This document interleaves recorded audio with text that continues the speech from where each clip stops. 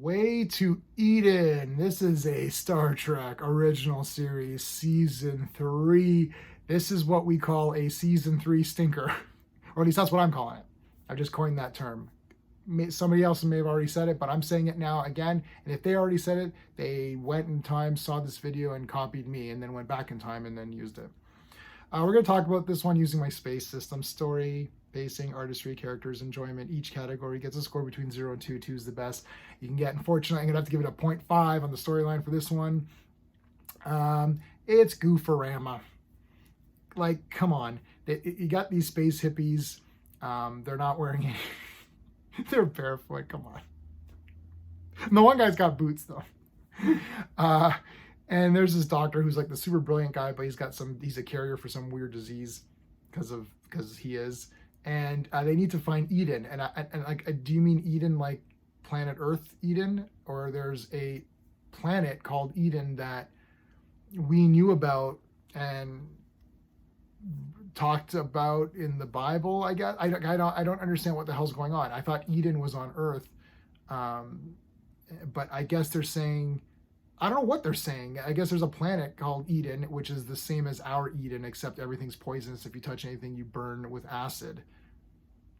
Don't remember that specific line in the text there. It's like, oh yeah, by the way, Adam and Eve, don't step on shit because you're gonna get your feet burnt. So I don't know. Anyway, and they're not able to find Eden until Chekhov presses a few buttons and then finds it. Oh, I found it, Captain. It's like, and the girl's like, oh, we found it. That was fast. It was a bit lazy. It's just lazy. Plus Spock singing or Spock playing the instruments with these goofy people. I'll give the pacing a 1. Look, I'm not bored or anything. I'm watching it more for just like jokey value, like to see how silly it gets. There's some neat concepts, just like all season 3. There's something there. I don't think it's garbage, right? I'm being funny with it. And remember, I'm ranking these episodes against themselves, right? I'm not comparing Star Trek to Star Wars. I'm not comparing original series to, Star Trek Discovery or whatever the hell's on right now. Strange New Worlds. Wow, there's so many Star Trek shows. They all suck. I don't know. I haven't watched any of them. Are any of them actually any good? Don't tell me Picard season 3, because I tried season 3 and I didn't like it. I watched like 2 episodes, 1.5. Anyway, sorry. Get back on topic here. So yeah, I'm not bored. It's fine, right? It's okay. Artistry, I'll give it a 1. Again, it's fine. Like, everything looks okay. It's on the ship mostly, so it's fine. It's a 1. You got your music, you got your songs there, and you're reaching. Or I don't know. The songs are a bit kooky. I feel like they're not songs. I feel like they're just words that they're saying, and then they're saying them in a musical way. Like, if I were to do a review in this way, would you call it a song? Like, no. You're just talking. So there you go. Characters, I'll give it a 1. Look, I like all the leads. I always give a 1 for the characters, unless the side characters are better. And I didn't really care about any of the side characters. You could have left them on that planet and they all just would have eaten poisonous fruit and died of acid. And that main guy was crazy anyways. I wasn't a fan of the characters. It was okay.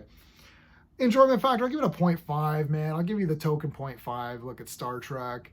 They're trying out some stuff. It didn't work this time around. I know it's a product of its time. What can you do? So I'm giving it a 4 out of 10. It's an all right episode. It's not going to change the world for sure. It's not blowing your mind. You're not just like, whoa. Looking back on it, it's probably pretty silly. You probably wouldn't have gone with this episode if you were writing it now. So I'm giving it a 4 out. Well, maybe if you were writing it now, you'd make it even dumber. Sorry. I apologize to the creators of season 3 there, Fred Friedberger, whatever his name is. I'll give it a 4 out of 10. It's low. It's low. It's a lower 1 for me. But it's not unwatchable. And I remember when I first saw it, I thought, wow, this is awful. Even when I was just saying all Star Trek was great, but I've come around a little bit. I think maybe like 2 years ago, if you would have asked me, I would have given it like a 1 out of 10 or just said, yeah, it's awful. But I kind of don't hate it, really. I don't really hate any of these episodes. I think we're past the really hokey ones now. I like that Methuselah one. That was pretty damn good. So we've got a few good ones still to come. And this one was okay. So 4 out of 10. It's just below a passing grade, unfortunately, but it is what it is. If you like my system, please like the video, consider subscribing to the channel, and check out Clobberin Times. He does a Saturday night Star Trek show every Saturday night. They cover 4 episodes. The link is in the description. And if you think Discovery or Strange Worlds or Picard or whatever, I don't know however many else there are, is there any value to them? Because I did have a few people call me a gatekeeper and say, oh, I don't, but I've tried new Star Trek and it's just not appealing to me. I just feel like there's just really nothing going on there. It feels very lazy, and it's just like, oh, look, it looks cool. And that's it. Like, oh, look, we brought back Pike. It's like, I don't care about Pike.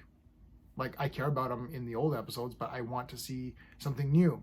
I want to see the next jump forward. I guess Picard was that, but it just didn't, I think I saw a little bit of episode 1 of season 1. It just like, this didn't look like Star Trek to me at all. I saw season 3, episode 1, and like maybe 18 minutes of episode 2. And I thought, this isn't 7 of 9. Why is she, like, it's just, they kind of ruined her, in my opinion. And 7 of 9 is one of my favorite characters. They kind of ruined her in Picard. It just doesn't look like Beverly Crusher was it Beverly Crusher? Yeah, Beverly Crusher was like gunning down aliens or something. And then there's one time where she like hits the alien, or I can't remember. She hits him, and then like he's like on the ground, and then she friggin' mob executes the guy. Like, whoa, what's going on? And I guess that's supposed to be an attempt of saying, yeah, this is. It's like, yeah, it's not for me. I like badass stuff. Put it in Star Wars, right? Don't put it in Star Trek. You're not. Beverly Crusher's not a badass. She's a competent doctor. That's what she is. That's it. Anyways, all right, everybody. Thanks for watching. Live long and prosper.